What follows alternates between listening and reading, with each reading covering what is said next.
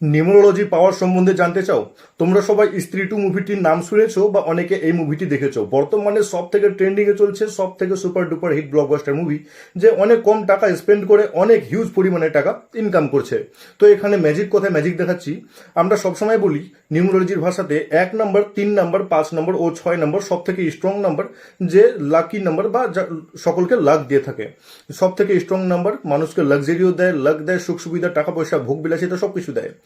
শ্রদ্ধা কাপুরের যে পার্সোনাল ইয়ার আছে সেটি 5 নম্বর হয়ে আছে, এবং আমি বারবার বলেছি, প্রভাসের ব্যাপারেও বলেছি কালকি মুভিতে, এবং স্ত্রী 2 এর শ্রদ্ধা কাপুরের ব্যাপারেও বলতেছি যে 5 নম্বর সব থেকে lucky number, balance number, luxury number, যা তোমাকে নেম ফেম সবকিছু দেয়। শ্রদ্ধা কাপুরের বয়স হচ্ছে 37 বছর। 3 আর 7 যোগ করলে আমরা পাই 10। 10 থেকে একটা সংখ্যা বের করলে আমরা পাই 1। 1 নাম্বারটি হচ্ছে সাকসেসের নাম্বার, ক্যারিয়ার বিল্ড আপের নাম্বার, যেটাতে ক্যারিয়ার মজবুত হয়। এবং শ্রদ্ধা কাপুরের 3 নম্বর হচ্ছে মুলাক নম্বর, যেটা শ্রদ্ধা কাপুরের ডেট অফ বার্থ, সেটা হচ্ছে 3 তারিখ।